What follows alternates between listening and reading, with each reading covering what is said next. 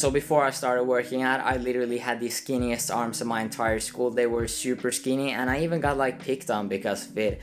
But it wasn't after I started to implement these tips that I'm going to talk about right now that they actually started to grow. Even when I first started working them out, they didn't really grow much, but these tips helped a lot. So these tips are not only going to be based on my experience, but also science-based evidence, which is proven to work for anybody.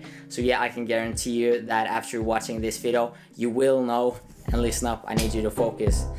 Go deep inside of my mind, this is important. Oh, sorry, that's Eminem lyric. Let's just get into the tips right now.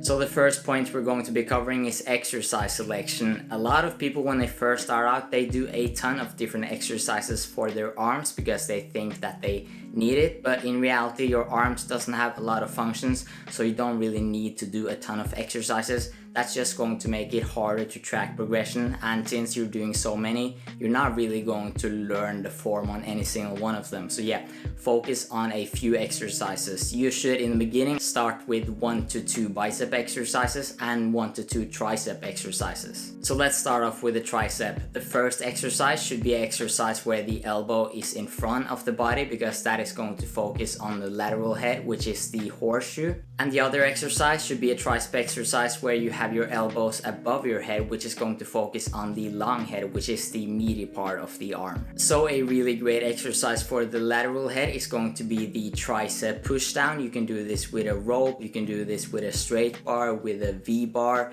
whatever you prefer really. It's not fatiguing on your joints at all, so it's very easy to recover from, and it's very easy to set up as well. Just attach a handle to a cable machine and then you can perform the exercise. Super great for the horseshoe. And for the long head, the incline easy bar tricep extension is a really great exercise for that. That is the one that I recommend you to do, but you can also do some sort of overhead tricep extension and skull crushers. That is also going to train your long head a ton. Now for the biceps, there's 2 types of movements you should be doing. One where you have your hands supinated, because that's going to isolate the biceps and focus on that. And for the other bicep exercise, that should be exercise where you have your hands in a neutral grip, because that's going to focus on the brachialis more, and also your forearms. Your forearms are very important to train, but by that being said, I do not recommend wrist curls for most people because they're not very time efficient, and there is a ton of other great exercises you can be doing for your forearms, which we're going to get into right now. And that exercise is going to be the dumbbell hammer curl. You can either do that standing or seated, but that is going to focus on your forearm muscles and also your brachialis, which isn't really trained as much with your hands in a supinated position. And the thing that I love about this exercise is that, yeah, it doesn't put any pressure on your wrist whatsoever. So if you have wrist pain, you probably can't do curls supinated, but you can do hammer curls.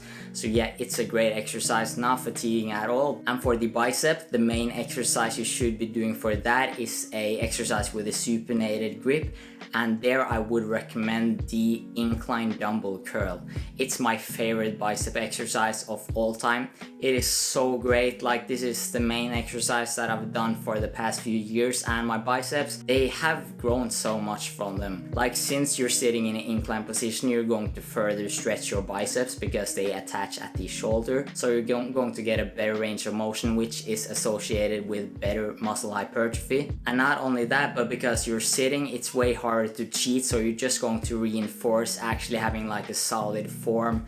And this exercise is pretty difficult, so don't expect that you're going to do as much weight as you do with the standard dumbbell standing bicep curl. You definitely gotta like say goodbye to your ego a bit. If not, your form is going to be pretty shit. So these 4 exercises that I just mentioned is going to be the bread and butter for growing your arm, so focus on those, or you can do some sort of variation. But yeah, those are all some great exercises which I strongly recommend doing. Now let's move on to the next section, which is going to be the rep range. So a lot of people get this wrong. You can build muscle using a low rep range, and you can build muscle using a high rep range. But the reason why using a very low rep range isn't the best is because, yeah, you might achieve the same hypertrophy outcome, but you're going to be a lot more fatigued from all of those heavy sets. So low reps is definitely more demanding to recover from, which is going to hinder the total amount of volume that you can perform. So that is why not going too low is going to be better from a hypertrophy standpoint. So the rep range that I'm going to recommend recommend is going to be all the way from 8 reps to 14 reps. If you want to go a lot lower than that, I would do that through compounds, which we're going to discuss in a bit. So the next section we're covering is tempo. So it's very important to actually control the weights. This is a very common mistake I see as well. People don't control the eccentric because they can't do as much weight then, so their ego takes a hit, so they'd rather just perform the exercise sloppy.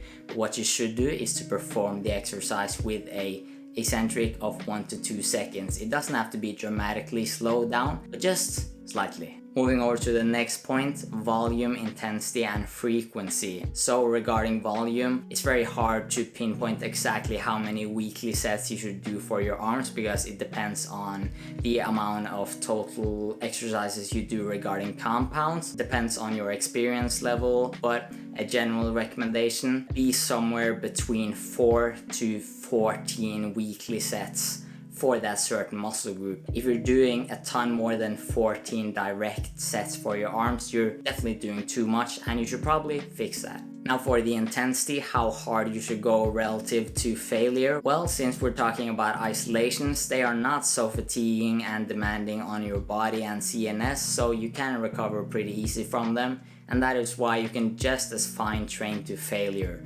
But if you don't want your performance to suffer, you should probably only train to failure during the last set, because when you do train to failure, your performance drops a significant amount. So anywhere from leaving a few reps in the tank, such as 2, to actually going to failure is the range you should stick to when it comes to intensity. And finally, regarding frequency, how many times a week you should train that muscle group, that should be 2 to 3 times a week. In most cases, I would actually recommend 3 times, since your arms, they recover super fast, so you can just as fine hit them 3 times a week. And since you're spreading the volume across the week, your performance will be better each session as well. But training them twice a week is completely fine, and if you want to train them once a week, not optimal, but you will see good gains from that as well. And regarding the next section, compounds. So when you're doing pulling movements, you're training your biceps a ton, and when you're doing pushing movements, then you're training your triceps a ton. So if you're doing a lot of compounds,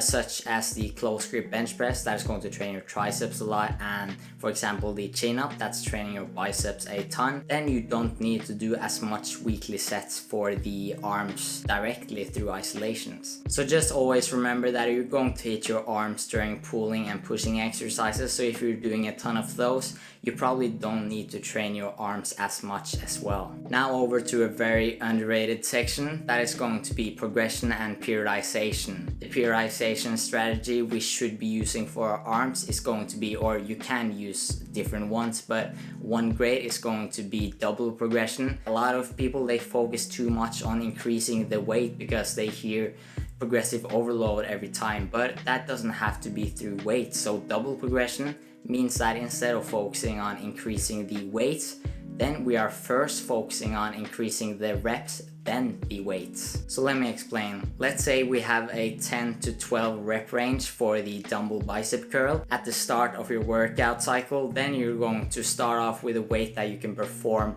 4 sets of 10 during all of these sets, and throughout the weeks and months as you get stronger, then your goal is going to be to increase those reps over time until you can perform 12 reps for all of the remainder sets. And once you've gotten 12 reps for all of these sets, then you increase the weights and then you repeat the process. And this is such a good way of increasing the weights over time when it comes to isolations, because increasing the dumbbell curl, for example, from 10 to 12 kilos, that is going to be a big jump percentage wise, so it's smarter to increase the reps so that you can increase in not as big increments and slowly focus on progressive overload over time, instead of just thinking short run and not really progressing because you're using too much weight than you should. So to quickly summarize what I said, just focus on a few exercises such as the ones that I mentioned. Train in the 8 to 14 rep range and train to failure or close to failure, And yeah, just focus on increasing the reps over time instead of increasing the weights too fast. I'm sorry if I've spoken like way too fast in this video, because I just got home from the gym and yeah, I have a lot of energy, so I'm probably speaking way too fast. But I feel like this was some very good information which I wish I knew when I first started working out. My arms, they would have been so much bigger than what they are now, because yeah, I did a ton of exercises. It didn't really help because yeah, I wasn't tracking the progress, so I wasn't really seeing the progress, and I didn't really nail any exercise down. But yeah, follow these tips that I just mentioned, and I can guarantee you your arms are going to grow a lot. So yeah, I really hope you enjoyed this video. If you liked the video, please like the video, but if you didn't, dislike it and tell me in the comment section below what I can do to improve. My name has been Magnus Bulkan. Hopefully I'll see you in the next one. Subscribe if you haven't. So yeah, peace.